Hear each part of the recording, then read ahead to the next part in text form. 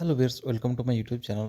Viewers, আজকে আমরা WBSSC group C group ডির ইম্পর্টেন্ট কিছু কোশ্চেন নিয়ে আলোচনা করব। যেহেতু তোমাদের পরীক্ষার সামনে রয়েছে, তো আজ থেকে ক্লাস স্টার্ট করছি। যেগুলো ইম্পর্টেন্ট জিকেগুলো, যেগুলো তোমাদের মানে পরীক্ষার জন্য খুবই কিন্তু গুরুত্বপূর্ণ, যে প্রশ্নগুলো কিন্তু অনেকবার এসছে, রিপিটেড কোশ্চেন যেগুলো রয়েছে আর কি, যে কোশ্চেনগুলো খুব বারবার আসে পরীক্ষায় যে কোনো ধরনের কম্পিটিটিভ এক্সাম, তাতে গ্রুপ সি, গ্রুপ ডি বা রেলওয়ে, এনটিপিসি, খুব বাছাই করা কিছু প্রশ্ন, সেইগুলো নিয়ে আলোচনা করব।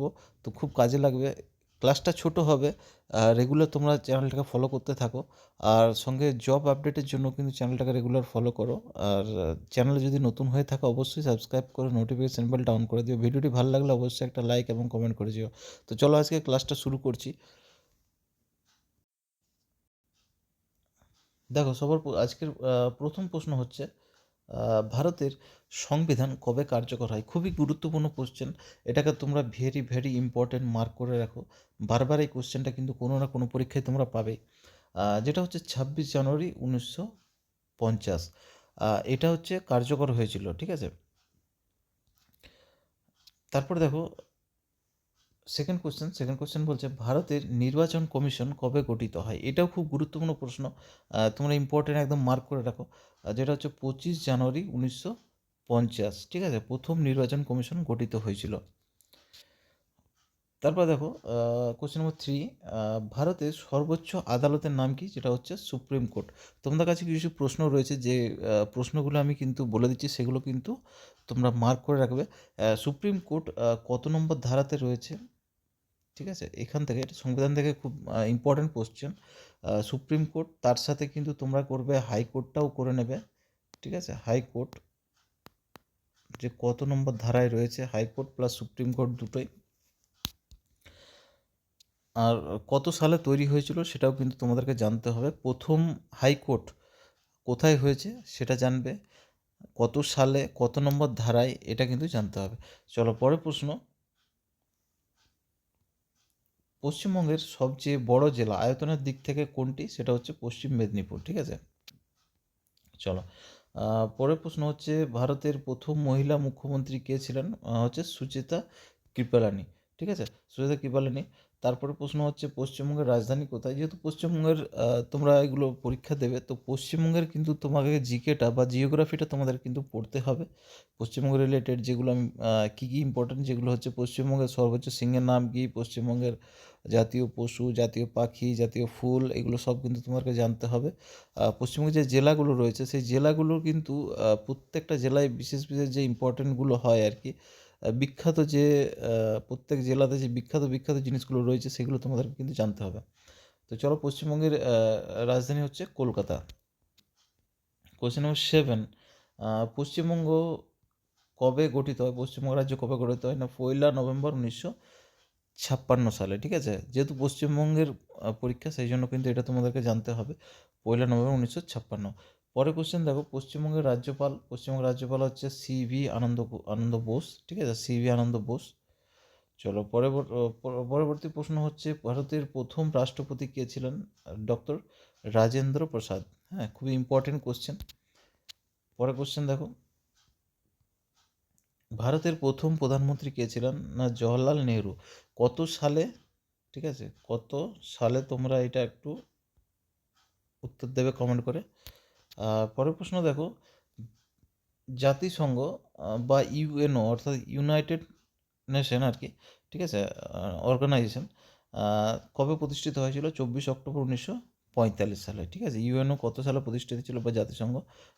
24 অক্টোবর 1945। পরের প্রশ্ন হচ্ছে, ভারতের মুদ্রার নাম কি? ভারতের মুদ্রার নাম হচ্ছে রুপি, ঠিক আছে। চলো, ভারতের সর্বোচ্চ পর্বতশৃঙ্গ কোনটি? ভারতের সর্বোচ্চ পর্বতশৃঙ্গ হচ্ছে কাঞ্চনজঙ্ঘা। উচ্চতাটা তোমরা একটু কমেন্ট করবে, যে কাঞ্চনজঙ্ঘার উচ্চতা কত, ঠিক আছে। এগুলো তোমাদেরকে জানতে হবে, ইম্পর্টেন্ট রয়েছে যেগুলো। চলো, গঙ্গা নদীর উৎপত্তিস্থল কোথায়? হচ্ছে গোমুখ গুহা থেকে, যেটা উত্তরাখণ্ডে রয়েছে। কোশ্চেন নম্বর 15, ভারতের বৃহত্তম রাজ্য আয়তনের ভিত্তিতে কোনটি? হচ্ছে রাজস্থান। আয়তনের ভিত্তিতে ভারতের হচ্ছে রাজস্থান। চলো, পরবর্তী প্রশ্ন হচ্ছে কোশ্চেন নম্বর 16, ভারতের বৃহত্তম রাজ্য কোনটি?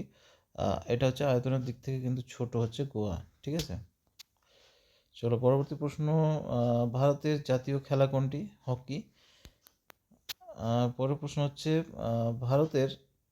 ভারত কোন মহাদেশে অবস্থিত? যেটা হচ্ছে এশিয়া মহাদেশ। পরের প্রশ্ন হচ্ছে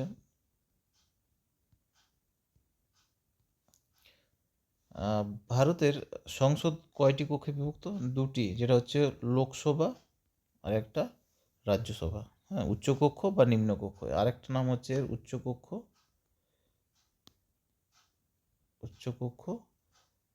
ও আরেকটা হচ্ছে নিম্নকক্ষ, ঠিক আছে। চলো পরের প্রশ্ন, ভারতের প্রথম মহিলা প্রধানমন্ত্রী কে ছিল? না ইন্দিরা গান্ধী, ঠিক আছে। কত সালে ছিল সেটা কিন্তু তোমরা অবশ্যই কমেন্ট করবে, এটা জেনে নিও। চলো পরের প্রশ্ন হচ্ছে ভারতের জাতীয় সঙ্গীত কে রচনা করেছিল? রবীন্দ্রনাথ ঠাকুর। হুম।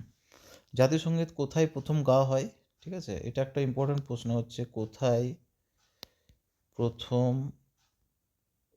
গাওয়া হয়েছিল, ঠিক আছে। কোথায় প্রথম গাওয়া হয়েছিল সেটা খুব গুরুত্বপূর্ণ প্রশ্ন কিন্তু। আরেকটা কথা, এই যে জিকেগুলো আমি দিচ্ছি যেগুলো কিন্তু খুবই গুরুত্বপূর্ণ আমি বললাম, আর রেগুলার কিন্তু ফলো করো। যে ক্লাসগুলো আমি করাবো শুধুমাত্র ডাব্লিউবিএসএসসি গ্রুপ সি এবং গ্রুপ ডির জন্য, অবশ্যই তোমরা সেই ক্লাসগুলো করে নেবে। 5 থেকে 10 মিনিটের একটা ক্লাস, সেই ক্লাসটা অ্যাটেন্ড করবে, কিন্তু তোমরা খুব উপকার পাবে। চলো পরের প্রশ্ন, কোশ্চেন নাম্বার 22, ভারতের জাতীয় সঙ্গীতের নাম কি? যেটা হচ্ছে জনগণমন, ঠিক আছে। জনগণমন প্রথম কোথায় গাওয়া হয়েছিল?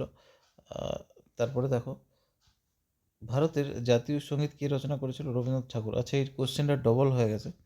চলো কোশ্চেন নাম্বার 24, ভারতের প্রথম মহিলা রাষ্ট্রপতি কে ছিলেন? না প্রতিভা দেবী সিং পাটিল। পাটিলের কার্যকালটা কত? অবশ্যই জেনে নেবে, ঠিক আছে, কার্যকাল। চলো পরে প্রশ্ন হচ্ছে কোশ্চেন নাম্বার 25, ভারতের বৃহত্তম হ্রদ কোনটি? যেটা হচ্ছে চিল্কা। এটা স্পেলিংটা একটু চেক করে নিও, ঠিক আছে। চিল্কা হবে, এটা চিলিকা হয়ে গেছে, ঠিক আছে, চিল্কা হবে। পরের প্রশ্ন হচ্ছে ভারতের দীর্ঘতম নদী, ঠিক আছে, দীর্ঘতম নদী হচ্ছে গঙ্গা নদী। পরের প্রশ্ন, ভারত কবে স্বাধীনতা লাভ করে? 15 আগস্ট 1947, ঠিক আছে। তো আজকে এই প্রশ্নগুলো ছিল, পরে আবার একটা ক্লাস নিয়ে আসবো। ভিডিওটা ভালো লাগলে অবশ্যই একটা লাইক আর কমেন্ট করবে। চ্যানেল নতুন হয়ে থাকলে অবশ্যই সাবস্ক্রাইব করে নোটিফিকেশান বেলটা অন করে দিও। ভিডিও এখানে শেষ করলাম, পরে আবার নতুন একটা ক্লাস নিয়ে আসবো। ততক্ষণ যেন টাটা।